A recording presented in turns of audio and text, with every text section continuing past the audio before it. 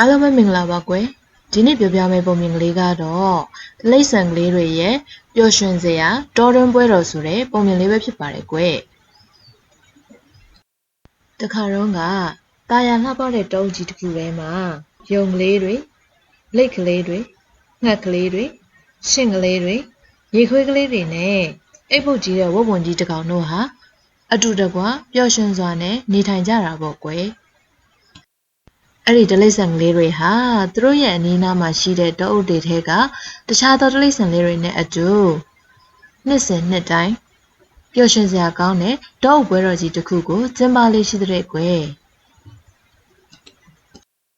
အဲ့ဒီပွဲတော်နေ့မှာဆိုရင်တိရစ္ဆာန်ကလေးတွေအားလုံးဟာသရှင်ဆိုတဲ့သူကဆိုကားတဲ့သူကကားနဲ့သူတို့မှာရှိတဲ့ကိုယ်ပိုင်အရေးအသွေးတွေကိုထုတ်ပြလေးရှိကြတာပေါ့ကွယ်ဒီနှစ်မှာလေတိရစ္ဆာန်ကလေးတစ်ကောင်ကလွဲပြီးတော့ကျန်တဲ့တိရစ္ဆာန်ကလေးတွေအားလုံးဟာဒီပွဲတော်နေ့ကိုရောက်ဖို့အတွက်စိတ်လှုပ်ရှားနေကြတာပေါ့ကွယ်အဲ့ဒီတိရစ္ဆာန်ကလေးကတော့တီမိုလို့ခေါ်တဲ့လက်ကလေးတစ်ကောင်ပဲဖြစ်ပါတယ်သူဟာတခြားသောတငယ်ချင်းတွေလေ့ကျင့်တာကိုပဲစောင့်ကြည့်နေခဲ့တာပေါ့ယုံကလေးတွေကတော့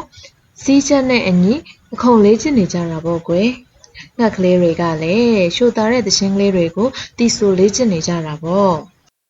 ရှင့်ကလေးတွေကတော့ဝက်သစ်ချသေးတွေကိုကျွမ်းကျွမ်းကျင်ကျင်မြောက်ပစ်ပြီးကစားပြနိုင်မှုအတွက်လေ့ကျင့်နေကြတော့တာပေါ့ကွယ်အိပ်ပုတ်ကြီးတဲ့ဝက်ဝံကြီးတစ်ကောင်ကတော့လှလှပပကပြနိုင်မှုအတွက်အားတက်သရောလေ့ကျင့်နေတော့တာပေါ့ကွယ်လိတ်ကလေးတီမိုကတော့တခြားသူတွေလေ့ကျင့်နေတာကိုကြည့်ပြီးတော့ငါကသရှင်လည်းမဆိုနိုင်ဘူးကလည်းမကတတ်ဘူးဒါဆိုရင်ငါဘာလုပ်နိုင်လဲသူဟာတွေးရင်နဲ့တက်ပြင်တရရှာဖြစ်နေတော့တာပေါ့ကွယ်အဲ့ဒီချိန်မှာပဲသူ့ရဲ့အကောင်းဆုံးတငယ်ချင်းဖြစ်တဲ့လူနာဆိုတဲ့ငှက်ကလေးတစ်ကောင်ဟာတီမိုရဲ့အနီးအနားသို့ပြန်တန်းလာတာပေါ့ကွယ်ပြီးတော့ဘာဖြစ်လို့ဝမ်းနဲ့နေရတာလဲတီမိုလို့မေးလိုက်တော့တာပေါ့အဲ့ဒီအခါမှာလိတ်ကလေးကလည်းငါဟာတိတ်ကိုနှေးကွေးတဲ့လိတ်ကလေးတစ်ကောင်မှတခြားသူတွေကိုသရှင်လည်းမဆိုတတ်ဘူးကလည်းမကတတ်ဘူးလို့ပြန်ပြောလိုက်တော့တာပေါ့ကွယ်အဲ့ဒီအခါမှာငှက်ကလေးလူနာကဝမ်းမနှဲပါနဲ့အားလုံးမှာကိုယ်ပိုင်အရေးချင်းတွေရှိကြပါတယ်မင်းမှလည်းထူးခြားတဲ့အရေးချင်းတစ်ခုတော့ရှိမှာပါလို့ပြန်ပြောလိုက်တာပေါ့ကွယ်အဲ့ဒီအခါမှာလိတ်ကလေးတီမိုကမင်းပြောတာဖြစ်နိုင်ပါတယ်ဒါပေမဲ့ငါရဲ့ထူးခြားတဲ့အရေးချင်းကဘာလဲဆိုတာကိုငါကိုယ်တိုင်တော့မသိဘူးကွာလို့ဝမ်းနည်းစွာနဲ့ပြန်ပြောလိုက်တော့တာပေါ့ကွယ်နောက်တနေ့မနက်မှာတော့တိရစ္ဆာန်ကလေးတွေအားလုံးဟာသူတို့ရဲ့အရေးချင်းကိုထုတ်ပြမဲ့ပွဲတော်အတွက်စင်မြင့်တစ်ခုကိုတိဆောက်ကြရင်အလုပ်ရှုပ်နေကြတော့တာပေါ့ကွယ်အဲ့ဒီချိန်မှာပဲတိရစ္ဆာန်ကလေးတွေဟာကျေလောင်တဲ့အတန်ကြီးတစ်ခုကိုရုတ်တရက်ကြားလိုက်ရပါတော့တယ်အဲ့ဒါကတော့စင်မြင့်ရဲ့အောက်မှာခံထားတဲ့တစ်လုံးကြီးတစ်လုံးဟာအနီးနားမှာရှိတဲ့မြစ်ထဲသို့လိမ့်ဆင်းသွားတာပဲဖြစ်ပါတယ်စင်မြင့်ကြီးလည်းပြိုပြက်သွားတော့တာပေါ့ကွယ်ပွဲတော်ရက်ကမနက်ဖြန်ကျင်းပတော့မှာဖြစ်တာကြောင့်တိရစ္ဆာန်ကလေးတွေအားလုံးဟာစင်မြင့်ပြိုပြက်သွားတာကိုကြည့်ပြီးတော့စိတ်ညစ်နေကြတော့တာပေါ့ကွယ်ဒါကြောင့်သူတို့အားလုံးဟာလိမ့်ကျသွားတဲ့တစ်တုံကြီးကိုမြစ်ထဲကနေပြန်လဲဆယ်ယူနိုင်မှုအတွက်ကြိုးစားနေကြတော့တာပေါ့ဘယ်သူကမှမြစ်ထဲမှာရှိတဲ့တစ်တုံကြီးစီတို့ရောက်အောင်မသွားနိုင်ကြပါဘူးအဲ့ဒီချိန်မှာပဲတီမိုလေးကတစ်တုံကြီးကိုပြန်လဲဆယ်ယူနိုင်မှုအတွက်ငါကူညီပေးနိုင်လိမ့်မယ်လို့ထင်တယ်လို့ပြောလိုက်တော့တာပေါ့ကွယ်လိတ်ကလေးဟာငါရေအောက်ကနေကူးသွားနိုင်ပါတယ်လို့ပြောပြီးတော့ကြိုးတစားကိုတိရစ္ဆာန်လေးတွေစီမှာထားခဲ့ပြီးတော့ကြံတဲ့တစားနဲ့အတူတစ်တုံကြီးရှိရာစီသို့ကူးခတ်သွားပါတော့တယ်တစ်တုံကြီးစီသို့ရောက်သွားတဲ့အခါမှာတော့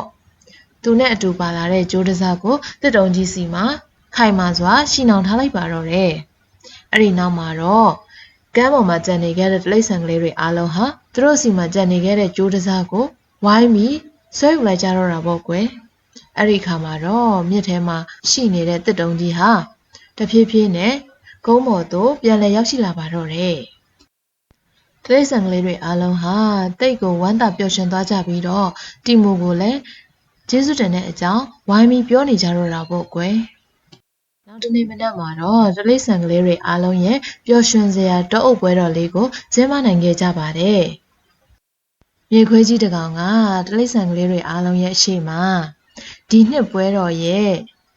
အထူးခြားဆုံးကျေတပွဲကတော့လိတ်ကလေးတီမိုပဲဖြစ်ပါတယ်လို့ကြေညာလိုက်တော့တာပေါ့ကွယ်တိရစ္ဆာန်ကလေးတွေအားလုံးကလည်းတီမိုအတွက်လက်ခုပ်ဩဘာတီးပြီးတော့အားပေးကြတော့တာပေါ့အဲ့ဒီအချိန်မှာပဲငှက်ကလေးလူနာကတီမိုရဲ့အနီးအနားမှာပြန်ဝဲပြီးတော့တီမိုရေမင်းဟာနောက်ဆုံးမှာတော့တတိရှိပြီးတော့ကျင်နာတတ်တဲ့မင်းရဲ့ကိုယ်ပိုင်ရည်သွေးတွေကိုရှာဖွေတွေ့ရှိခဲ့ပါပြီလို့ပြောလိုက်တော့တာပေါ့ကွယ်